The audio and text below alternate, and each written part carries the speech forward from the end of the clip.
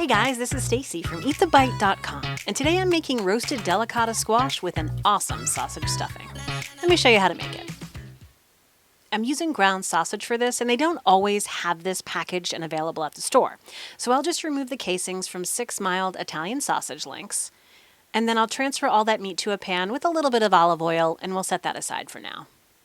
We're going to need some finely diced onion for this, so first I'll slice the onions into thin strips. Then I'll dice it down into smaller bits from there. It should look about like this when you're done. Next, the celery. I took a couple of large stalks and sliced them into long sticks. Then I diced them into small pieces. You want them to be around the same size as the onions. I used a French loaf for my cubed bread. First I cut a large piece, almost half the loaf. Then I sliced that in half like I was going to make a sandwich. Then I'm going to cut that into 4 pieces from there. After that, cut each piece into strips and then cut the strips into small bread cubes. I put all the bread cubes on a toaster oven tray and cooked them at 350 degrees for about 10 to 15 minutes until they're good and toasty. I'm cutting the delicata squash in half lengthwise like you see here. It's a little tricky to cut these, so I found a spot to dig my knife in and then I bared down on the knife to get it all the way through. Once they're cut in half, just take a spoon and scoop out the seeds. I have this one small spoon that has a sharp pointy end and it works great for this.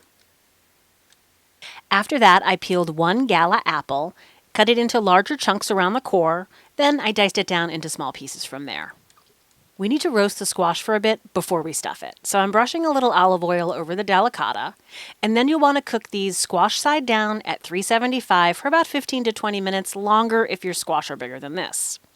While the squash is roasting, we've got to get the stuffing made. I've got a little oil in my pan, and you'll want to break apart the sausage while it's cooking. We eventually want it to have a crumbly consistency. I've also got some melted butter in my other pan where I'll add the onions, the celery,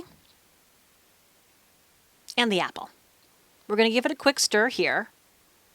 Then we're going to season it with some salt and pepper.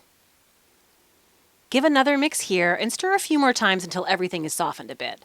And remember to keep breaking down the sausage until it's cooked through and crumbly. I did toast some pecans on the back burner as a topping for the squash. This is optional, but I think it adds a nice crunch to the finished product. We're going to let everything cool down for a few minutes, and now it's time to assemble the stuffing. I've got my toasted bread cubes in a large mixing bowl, and I started pouring chicken broth over the bread cubes. We want to saturate the cubes and let them sit a couple minutes while soaking. I used my spatula to gently press down on the bread to ensure they had been sufficiently saturated. Next, I added a little salt, then my onion, celery, and apple mix.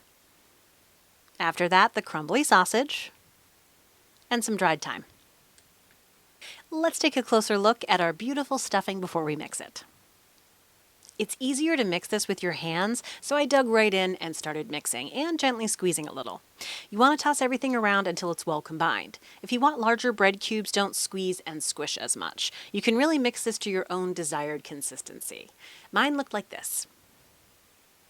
My squash are out of the oven, and I'll grab a generous handful of the stuffing to fill each squash. Then I'll round it a little bit at the top with my hands. Try to fit as much as you can in each squash, and you can fuss with it at the end to even everything out. This is optional, but I did add thinly sliced butter pats on the top of the stuffing because it is stuffing, and butter is pretty awesome on top of stuffing. I'm going to cook these at 375 for about 15 to 20 minutes. While the squash is cooking, I covered my toasted pecans in plastic and pounded them down a little to break them into smaller pieces. And let's take a look at our delicata squash right out of the oven. You can serve them any way you like. I put mine on a platter, and then I garnish them with the toasted pecans, and then a little bit of chopped parsley as well. This is optional. And now it's time to eat the bite.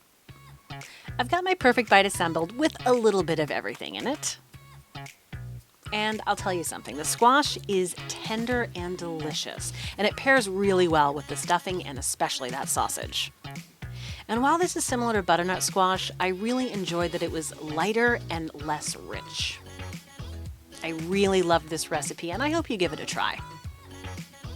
That's all for now, guys. If you enjoyed this recipe, you should definitely like and subscribe to my YouTube channel. And as always, you'll find this and all the printable recipes over on my website at EatTheBite.com. Thanks for watching, and we'll see you next time.